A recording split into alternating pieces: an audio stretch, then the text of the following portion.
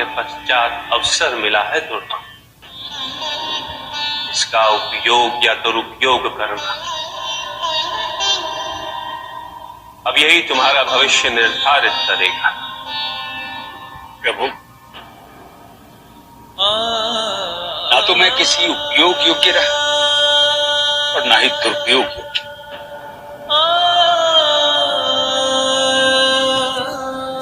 जब व्यक्ति को अपनी तुच्छता की अनुभूति हो जाए, अपनी नगण्यता का बोध हो जाए, तो वो क्या करे?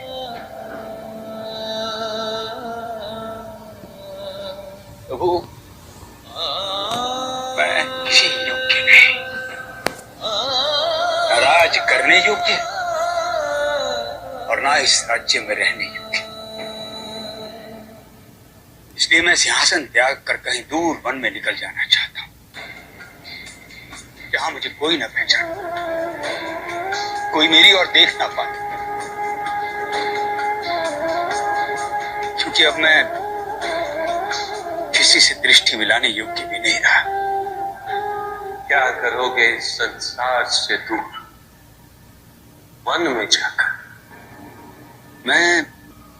मैं आजीवन मदोन्मत्त रहा, मदिरा में डूबा रहा। कभी संभलने की आवश्यकता ही नहीं हो, किंतु अब जागृत हुआ हूं तो समझ नहीं आ रहा, कैसे चलूं, कहां जाऊं, क्या करूं। चारों ओर अंधेरा ही अंधेरा है। इस क्षण मेरे समक्ष केवल प्रश्न ही प्रश्न है, शंकाएं ही शंकाएं हैं, और उत्तर एक भी नहीं।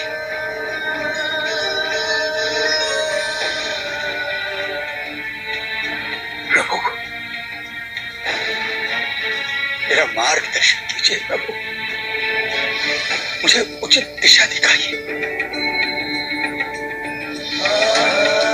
पश्चाताप के रहस्यों से मुझे अवगत करवाइए प्रभु, अन्यथा मैं भटकता रहूंगा, कभी अपने पापों के बोझ से मुक्त नहीं हो पाऊंगा। जिस एकाकीपन को मैंने स्वयं स्वीकार किया है, सहसा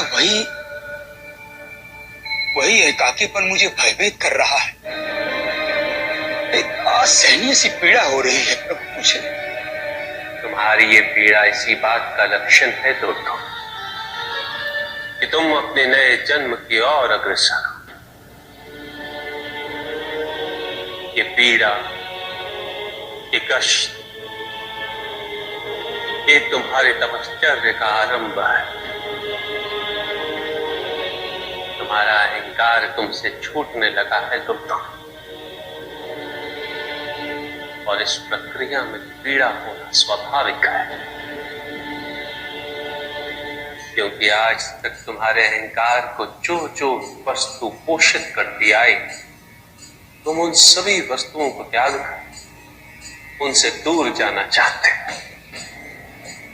इसीलिए ये भय है कि तुम्हारी अपनी परिभाषा क्या रह जाएगी। मैं अवश्य यही प्रतीत हो रहा होगा दोस्तों कि तुम नष्ट हो रहे हो। मैं ये ढूंढता हूं, कदापि नहीं। जो नष्ट हो रहा है वो है तुम्हारा अहंकार,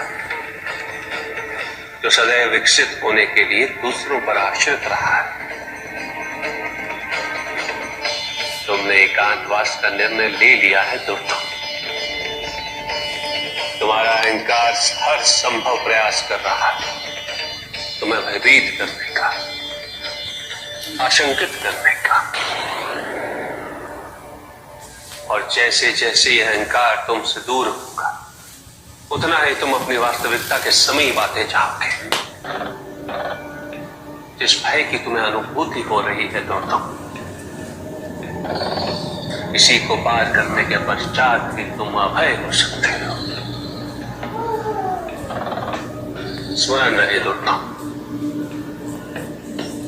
इस संसार में प्रत्येक अनुभव तुलना पर आधारित होता है। दुख का अनुभव सदैव यही दर्शाता कि तुम जानते हो कि सुख क्या है।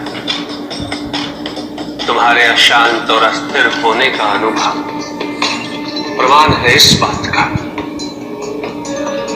कि तुम्हें शांति और स्थिरता का अनुभव है। इसी प्रकार अपूर्ण होने का अनुभव तुम्हें सत्य से अवगत कराता है कि तुम कभी स्वयं पूर्ण थे। तो अंधकार तुम्हें दिख रहा है दोस्तों, वो तुमसे केवल यही कह रहा है कि तुम कभी प्रकाश से परिपूर्ण भी थे। प्रायः मनुष्य प्रकाश में भ्रमित हो जाते, वही सिद्ध पुरुष अंधकार में स्थित होकर आलोकित होते हैं। प्रकाश में तो व्यक्ति को सब स्पष्ट दिखता, किंतु केवल वही जो प्रत्यक्ष है वो सीमित है। जो कामना, वासना और महत्वाकांक्षाओं को प्रेरित करता है, प्रकाश विभाजित करता है, मैं और तुम में अंतर दर्शाता है। अंधकार में तो प्रत्यक्ष कुछ भी नहीं, केवल परोक्ष की अनुभूति है। कोई सीमाएं, न कामना, न वासना, न महत्वाकांक्षा, न तुम, केवल मैं। अहंकार से मुक्त, अंधकार से परिपूर्ण, केवल एक परम सत्य की अनुभूति। यह अंधकार अज्ञान का अंधकार नहीं है दोस्तों, ये वो अंधकार है जिससे सभी रूप निकलते हैं। ये जगत निर्मित होता है और फिर उसी अंधकार में विलीन हो जाता है। इससे भयभीत ना हो तो इसे सहज से स्वीकार करो, क्योंकि यही तुम्हारे नए जन्म का संकेत है। इसी अंधकार में स्वयं को खोकर तुम अपने सत्य, अपनी पूर्णता को प्राप्त करोगे। जाओ दोस्तों, अपने इस एकाकीपन की यात्रा को आरंभ करने हेतु अब तुम तत्पर ध्यान प्रारंभ करो तो बिना किसी लक्ष्य,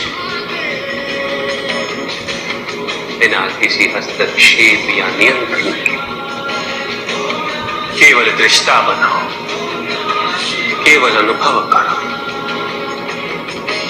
कैसे यह अस्तित्व तुम्हें अपने अधिकार में देखा, तुम्हें परिवर्तित करता, नया जन्म देता। जाओ दोस्तों, अपनी नई यात्रा आरंभ करो।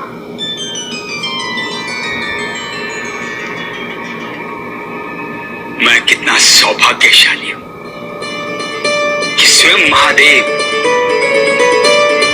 और माता पार्वती के हाथों मुझ जैसे पापी का उद्धार हुआ है।